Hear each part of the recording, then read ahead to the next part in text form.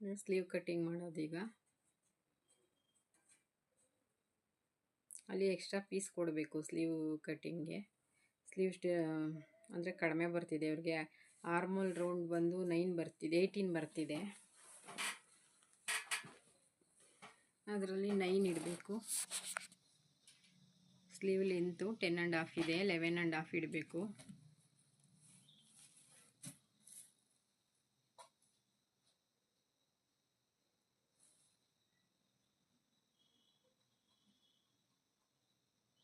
Armhole round ನೋಡಿ ಅವ್ರದ್ದು 9 ಬರ್ತಿದೆ.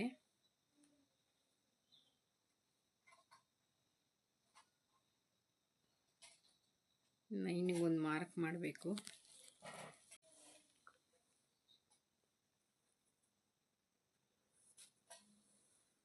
ಇದು 40 ಇಂಚ್ ಬ್ಲೌಸು ಡಿವೈಡೆಡ್ ಬೈ 10 ಮಾಡಿದ್ರೆ 4 ಬರುತ್ತೆ ಅವ್ರದ್ದು ಕ್ಯಾಪ್ ಹೈಟು.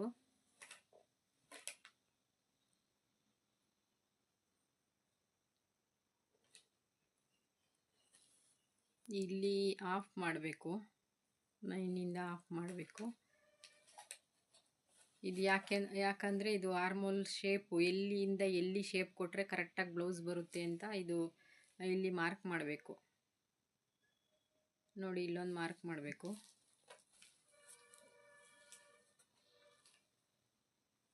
ಇಲ್ಲಿ ಈ ಮಾರ್ಕ್ ಒಳಗಡೆ ಶೇಪ್ ಕೊಡಬೇಕು. ನೋಡಿ ಇದು ಏನಕ್ಕೆ ಅಂದರೆ ಇದು ಫ್ರಂಟು ಬ್ಯಾಕು ಶೇಪು ಎಲ್ಲಿಗೆ ಬರಬೇಕಂದ್ರೆ ಅದು ಈ ಲೈನಲ್ಲೇ ಮಾರ್ಕ್ ಮಾಡಬೇಕು, ಅವಾಗ ಕರೆಕ್ಟಾಗಿ ಕೂರುತ್ತೆ ಆರ್ಮೋಲು.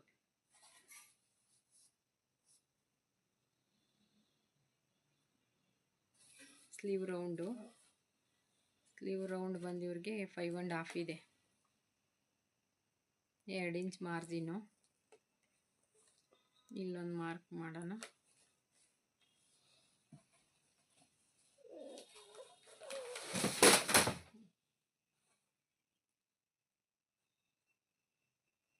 ನೋಡಿ ಇವಾಗ ಶೇಪರ್ ತಗೊಂಡು ಇಲ್ಲಿ ಶೇಪ್ ನೋಡಿ ಇದರಲ್ಲಿ ಮಾಡಿದ್ರೆ ಕರೆಕ್ಟಾಗಿ ಶೇಪ್ ಬರುತ್ತೆ ಆರ್ಮೋಲ್ ಶೇಪು.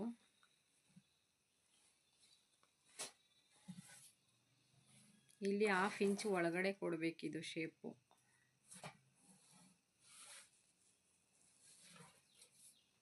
ಇದು ಫ್ರಂಟ್ ಶೇಪ್. ಇದು ನೋಡಿ ಇನ್ನೊಂದು ಶೇಪ್ ಕೊಡಬೇಕಿಲ್ಲಿ, ಬ್ಯಾಕ್ ಇನ್ನೊಂದು ಶೇಪ್ ಮಾಡಬೇಕು.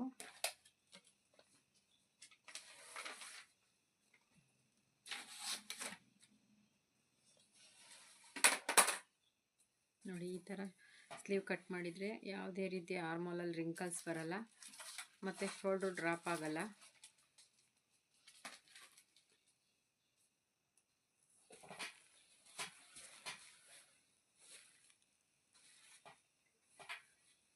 ನೋಡಿ ಇವಾಗ ಫ್ರಂಟು ಶೇಪ್ ತೆಗಿಬೇಕು, ಮಾರ್ಕ್ ಮಾಡಿದ್ದೀವಲ್ವ, ಇಲ್ಲಿ ಈ ಕಡೆ ಪೀಸ್ ಕೊಡಬೇಕು ಮತ್ತು ಇಲ್ಲೊಂದು ನ್ಯಾಚ್ ಮಾಡಬೇಕು ಇದು ಫ್ರಂಟ್ಗೆ ಅಂತ. ಸ್ಟಿಚ್ ಮಾಡುವಾಗ ಕನ್ಫ್ಯೂಸ್ ಆಗಿ ಫ್ರಂಟು ಬ್ಯಾಕು ಅಟ್ಯಾಚ್ ಮಾಡಿದ್ರೆ ಬ್ಲೌಸು ಹಾಳಾಗುತ್ತೆ.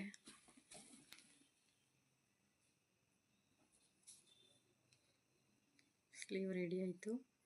ಇವಾಗ ಕ್ರಾಸ್ ಬೆಲ್ಟ್ ಕಟ್ ಮಾಡ್ತಿದ್ದೀನಿ.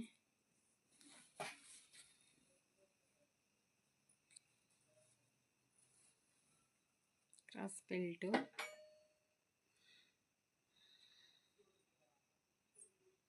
ಫ್ರಂಟಲ್ಲಿ 4 ಇಂಚು,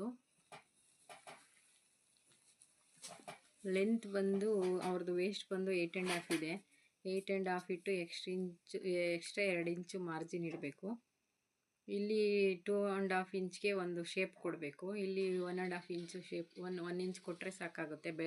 ಕ್ರಾಸ್ ಬೆಲ್ಟ್ ಅಗಲ ಇದ್ದರೆ 1 ಇಂಚ್ ಕೊಡಬೇಕು, ಚಿಕ್ಕದಾಗಿದ್ದರೆ 1.5 ಇಂಚ್ ಕೊಡಬೇಕು. ನೋಡಿ ಕ್ರಾಸ್ ಬೆಲ್ಟ್ ಇದು.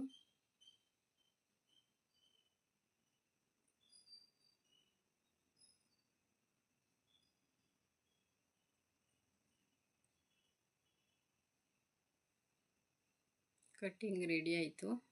ವಿಡಿಯೋ ಇಷ್ಟ ಆದರೆ ಲೈಕ್ ಮಾಡಿ, ಶೇರ್ ಮಾಡಿ, ಸಬ್ಸ್ಕ್ರೈಬ್ ಮಾಡಿ.